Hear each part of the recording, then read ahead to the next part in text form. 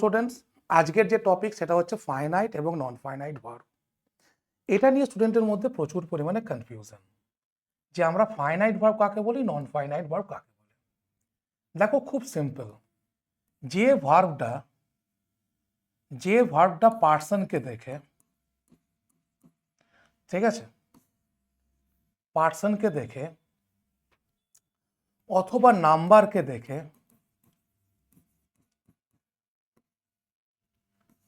অথবা টেন্সকে দেখে পরিবর্তিত হয় তাকে আমরা বলি ফাইনাইট ভার্ব। এক্সাম্পল দিয়ে বুঝিয়ে দেবো। আর যে ভার্বটা এইগুলো কোনোটাকে দেখেই পরিবর্তন হয় না তাকে আমরা বলবো কি না, নন ফাইনাইট ভার্ব। একটা এক্সাম্পল দিচ্ছি। হি গোজ টু স্কুল। আবার বলছি, আই গো টু স্কুল। এখানে দেখো দুটো ভার্ব কিন্তু চেঞ্জ হলো, একটা হচ্ছে গোজ আর একটা হচ্ছে গো। তোমরা জানো এটাকে বলি V5 আর এটা হচ্ছে কি না V1। এটুকু বুঝতে পেরেছি আমরা। হি গোজ টু স্কুল আর আই গো টু স্কুল। তাহলে এখানে তো ভার্বের চেঞ্জ হয়েছে, এখানে গোজ বসেছে, এখানে গো বসেছে। তাহলে কেন বসলো? যদি আমি দেখি যে দেখি এদের নাম্বারটা কি, দেখো হি হচ্ছে সিঙ্গুলার নাম্বার, আই হচ্ছে সিঙ্গুলার নাম্বার। তার মানে এই দুটোর মধ্যে মিল আছে, তার মানে এই দুটোকে দেখে, মানে নাম্বারকে দেখে পরিবর্তন হয়নি। ঠিক আছে, এরপর দেখি টেন্স। এটাও সিম্পল প্রেজেন্ট, এটাও সিম্পল প্রেজেন্ট, তার মানে টেন্সকে দেখেও পরিবর্তন হয়নি। পার্সন দেখো, এটা থার্ড পার্সন, এটা ফার্স্ট পার্সন, তার মানে ডিসক্রিমিনেশন হয়েছে এখানে। তাই এটা কাকে দেখে চেঞ্জ হয়েছে? পার্সনকে দেখে। তাই গোজ এবং গো এই দুটো ভার্বকেই আমরা কি বলবো না, ফাইনাইট। এই দুটো ভার্বকেই আমরা কি বলবো না, ফাইনাইট। বোঝা গেল? বেশ, আবার ধরো আমি লিখছি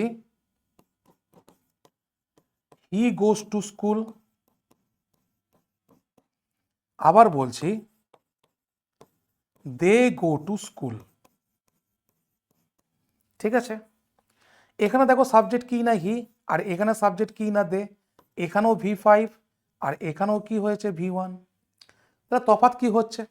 দেখো টেন্স সেম, এটাও সিম্পল প্রেজেন্ট, এটাও সিম্পল প্রেজেন্ট, তার মানে একে দেখে পরিবর্তন হয়নি। যদি বলি পার্সন, এটাও থার্ড পার্সন, এটাও থার্ড পার্সন, মানে পার্সনকে দেখে পরিবর্তন হয়নি। কিন্তু যদি বলি নাম্বার, এটা হচ্ছে সিঙ্গুলার, এটা হচ্ছে প্লুরাল নাম্বার, তাহলে একে দেখে পরিবর্তন হয়েছে। তাহলে যেহেতু একে দেখে পরিবর্তন হয়েছে, তাই এটাকে আমি বলতে পারি যে ফাইনাইট ভার্ব। ক্লিয়ার হয়েছে তোমাদের? এবার আর একটা সেন্টেন্স তোমাদের সামনে আমি লিখছি। ধরো আমি বলছি যে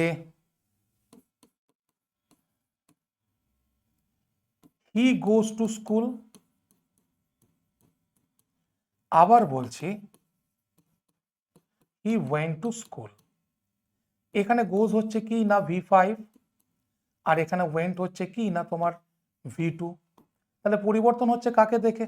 নাম্বার দেখো থার্ড পার্সন, নাম্বার হচ্ছে দুটি দেখো সিঙ্গুলার, পার্সন হচ্ছে থার্ড পার্সন, এটা হচ্ছে প্রেজেন্ট ইনডেফিনিট, এটা হচ্ছে পাস্ট ইনডেফিনিট টেন্স।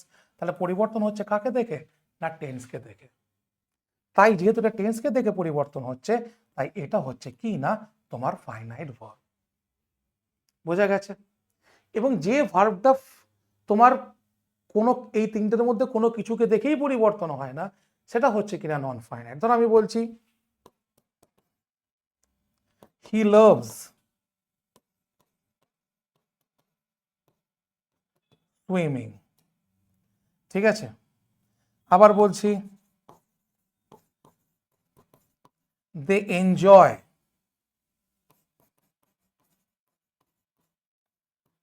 ট্রাভেলিং। ঠিক আছে, আবার বলছি উই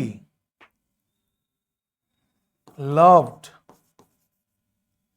প্লেইং।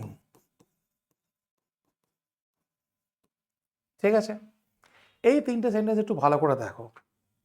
এখানে আমি কি বলতে চলেছি? ঠিক আছে, এখানে আমি কি বলতে চলেছি? দেখো এই তিনটে সেন্টেন্সের মধ্যে দেখো দুটো করে ভার্ব আছে, এটা একটা, এটা একটা, এটা একটা, এটা একটা, এটা একটা, এটা একটা। এখানে দেখো লাভস হচ্ছে V5, এনজয় হচ্ছে V1, লাভড হচ্ছে V2। দেখো এইগুলো দেখো সাবজেক্টকে দেখে পরিবর্তন হচ্ছে তার পার্সনের জন্য, টেন্সের জন্য এবং নাম্বারের জন্য। কিন্তু এখানে সুইমিংটা পরিবর্তন হচ্ছে কি, এখানে ট্রাভেলিং, প্লেইং এটা পরিবর্তন হচ্ছে কি, দেখো এই দেখো সেম থাকছে।